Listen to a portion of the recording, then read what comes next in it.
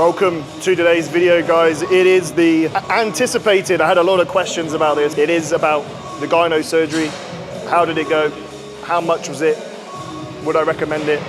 All these things to be explored in today's video. So to kick things off with where did I get it done? I opted to get mine done in London. So at a place called B Cosmetic, which is in Harley Street. The reason being, people are going abroad for it, but I'm so glad I didn't, for what I'll explain in a minute. Because if I did go abroad and these things happened, I would have been in big trouble. So B Cosmetic in Harley Street, how much was it? It was £4,000, in which you can pay up front, and I believe that they will offer like a 0% finance in there as well, which is pretty mad. I think you can pretty much Klarna your boob job. And then in terms of the process, the onboarding process, really easy. You essentially book an online consultation, so you're not having to go down if you're not local to London. They do also have one in Sheffield as well, which is done by the same doctor. Easy consultation call. They don't necessarily ask why it's happened, because obviously it's private healthcare, there's no judgment. You mentioned that you did bodybuilding, they piece together probably why you've got gyno. The doc will then run through how the procedure looks, so I'll run through that with you from my limited knowledge in gynecomastia removal. Essentially, the incision is under the nipple, like a half moon shape. They then remove the gland itself, stitch you back up, good to go. So, as you can imagine, for me, I booked it in.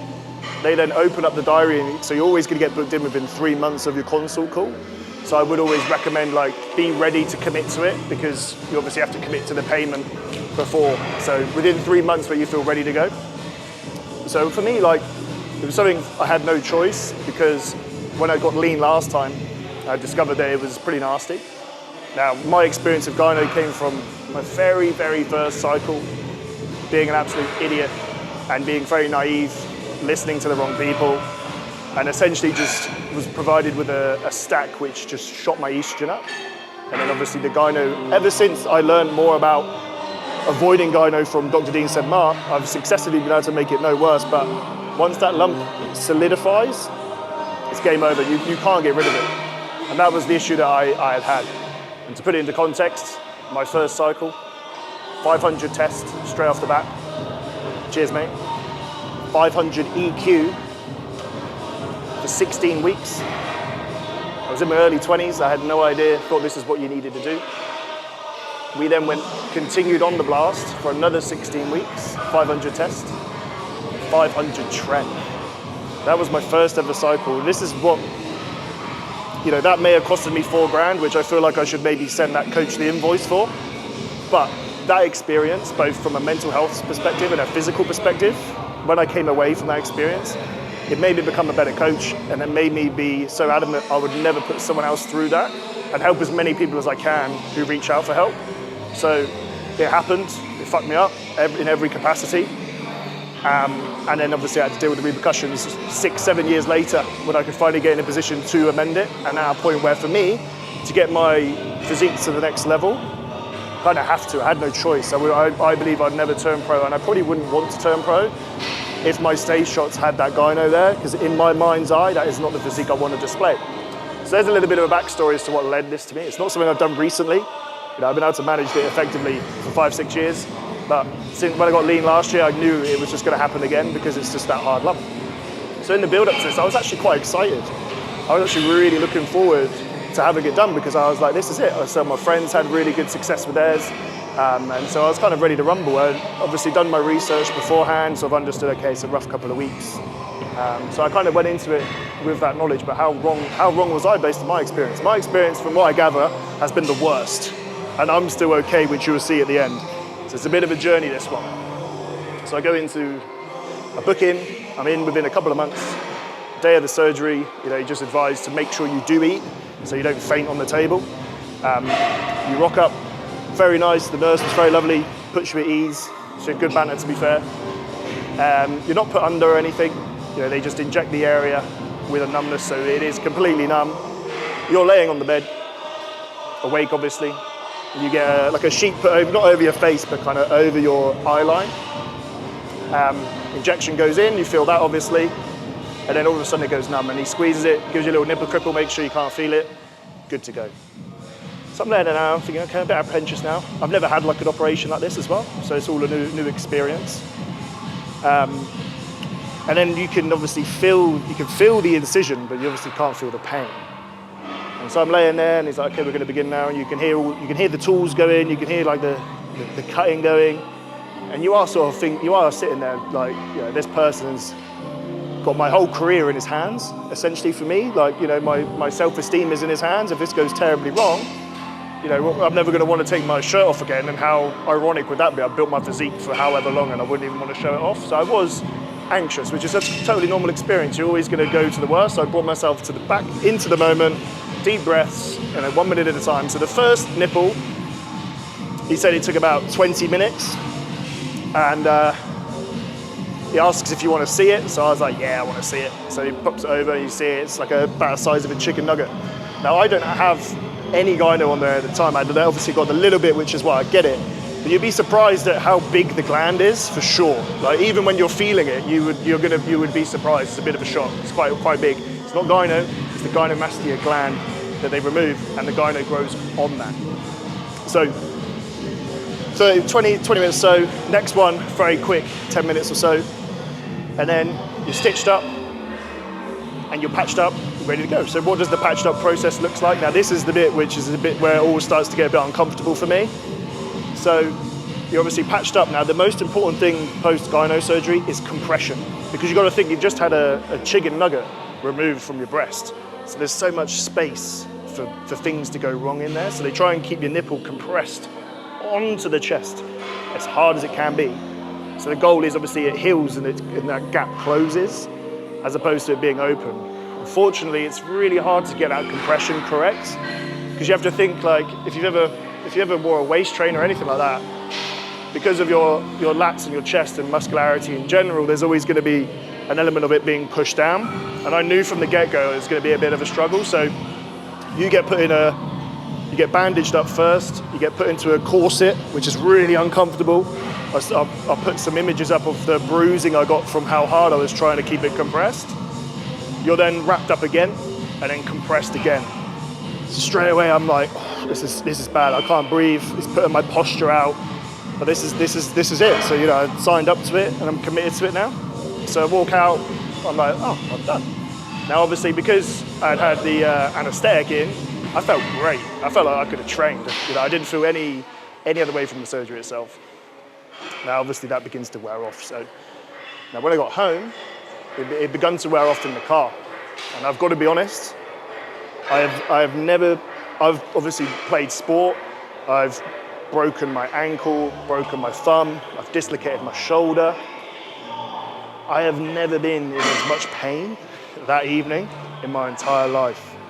The only way I can explain sort of how that feels is, imagine someone set fire to your nipples and they're squeezing them and twisting them as hard as you possibly can. That was how it felt. I was sat on the sofa like rocking because of how much pain I was in. I took cocodamol oil, smoked a spliff, and I was still in pain. So that's the first one, is this is my experience. That was so painful to the point where it nearly brought a man to tears. So that was not great. So now it's time for the sleeping arrangement. Now the sleeping arrangement, you can't lay on your side, you have to keep the pressure up. You have to sleep on your back. So anyone who doesn't sleep on their back, like me, so bad. You know, I couldn't sleep, couldn't get comfortable because I always sleep on my side. So it was a night of not sleeping and being in pain. Managed to get an hour or so sleeping, and I'm thinking, how am I going to get through this? And then you have the knock-on effects of obviously being tired the next day. So the next day, the pain subsided dramatically, like 80% or so. It was just kind of like a numb, dull pain. The irony to it, the pain I can relate to you guys, is it kind of felt like I was having a gyno flare-up, which, as you can imagine, me just had gyno surgery. You're thinking, I've got the same pain that I got before when I had gyno. So that was fine. I could manage the pain. The thing that was doing me in was the compression. And the compression has to stay on for at least 2 weeks. Mine ended up staying on for 5 weeks. So during that period of time, I could start to feel like something was like pushing up against the corset, like some pressure. And I was thinking, that can't be right because I've just had everything removed, so why am I feeling something come up? So I messaged the doc, said I could feel some sort of pressure happening, particularly in the left one. They said, okay, you need to take it off. This was day 3 at this point, or day 4. So I take it off, I show him a photo, and both of my breasts are just swollen. And so what had happened is a hematoma had occurred in both of them. Now, the doctor said this is a relatively common thing to happen, particularly with bodybuilders who have muscle there, because of course there's loads of blood flow. So obviously what happened is a little bit of blood had got through, the compression wasn't tight enough, although the compression was killing me, and now a hematoma is present. How do you get rid of a hematoma? You have to go up there and they have to drain it. So that's why I can't recommend enough spending that little bit extra money and going and staying in England, because that comes part of the fee. That's part of it. Now granted, for me, London, I'm about 2 hours away and I had to get there for 9 a.m. So I tried to get there, I left the house at 5:30, smashed by traffic, ended up being an hour late.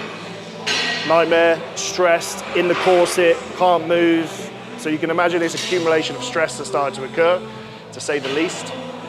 I arrive, the draining process is literally, they try and squeeze it out first, they try and slit open a little bit of the stitch and pop it out if they can. If they can't, it's a needle into the nipple and they drain it out while squeezing your nipple as hard as they can. So I had to go through that. Now, if that doesn't work, but fortunately it did for me, they actually put a tube in there and they suck out the blood. So it's really not a pleasant experience. I had to just get the needle out. Now the problem with that is they've exposed what they just stitched up. So hematoma, okay, that's okay, but obviously there's only so many times you want to open a wound and close a wound before scarring is going to occur as well. So now I'm starting to think about that too. So then I go home, compressed again, okay, cool. A week goes by, fairly stable. I have a little look, so now I'm 2 weeks post. It's happened again. Hematoma's happened again in the left one. So I have to go back up to London. I couldn't believe it. I was doing all the right things, sleeping on my back, doing as little as I could, keeping the compression tight. When I went the first time, they doubled down on the compression. So they actually got bandages and wrapped me round in bandages first, and then the compression. I was bruised from head to toe and had bruising just from that alone, which was causing a whole new level of pain as well, like that constant discomfort, which ultimately led me to an injury as well, which I'll talk about in a bit. So in 2 weeks, I've had a nightmare, I go up, another hematoma, off we go, great. That's it now. We should be good, because he said when the blood was drawn out, it was old blood, so it means that the bleeding in the area has stopped, so it's stable, which is perfect. So I go home, okay, cool, another day goes by, still sleeping on my back at this point, but I'm kind of used to it. I start to feel a little bit of a rub, a bit of a pain. They told me to keep the compression on, obviously, and so I have a look. And this is one day after. I have a look and I'm like, hang on a minute, something's not right here. So I take it off. I've got plasters on the nipples. And I can just see that this plaster is just red. It's red. And I'm like, what's happened here? Take the plaster off and like a shot of blood, like a 50 ml shot of blood just onto the floor. And it's bleeding. My nipple's bleeding. So when they had done the hematoma, they had obviously closed it with a Steroid strip, but by the time they must have done it too soon and it hadn't actually stopped bleeding yet.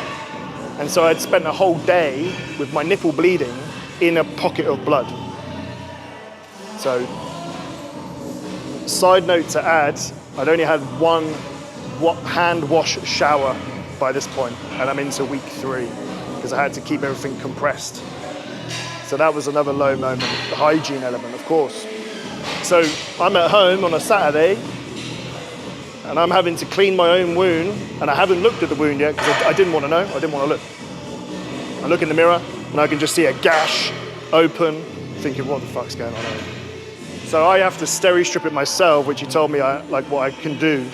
And so I've essentially had to Steroid strip my own nipple together, and now I have to hope for the best. And that sort of concludes the 3 weeks of hell. And then it was another week and a half, basically, of compression, and then I slowly removed it. And then so the last thing is going through this experience is, as I mentioned right at the start, you get the gland removed, but then there's a gap in between the nipple and obviously where the chest is. And that can get filled up as well. So the irony to it, and I'll put some photos in here, is because it hasn't quite closed up yet, it looks like I still have gyno. So that picture was about a week or so ago. Unfortunately, what you'll see at the end, which is now 8 weeks post, is where I'm currently at within that journey. So if we roll back 2 weeks ago, so 6 weeks post-op, felt like I could get training again. Now the issue that we have is my posture was so compromised from the compression for over a month. I've just gone and done the most trivial thing of spotting my friend, Paz, and I dislodged my rib, which was pushing up against my costal nerve, and it completely fucked me, completely paralyzed me. I was on crutches for a week. Shout out to Lauren Hunt, who's been looking after me, chiropractor and massage. And now this is why I'm here, training again. We're 8 weeks. As you'll see in this final video, this is me now, and you can judge for yourself the results, and we'll revisit this in another 8 weeks, and you'll be able to see. So that was my experience. My experience is probably the worst you could have, and it still ended up okay. That's the point of this video. Anything else, let me know. If you did enjoy it, give it a like, and I'll catch you in the next one.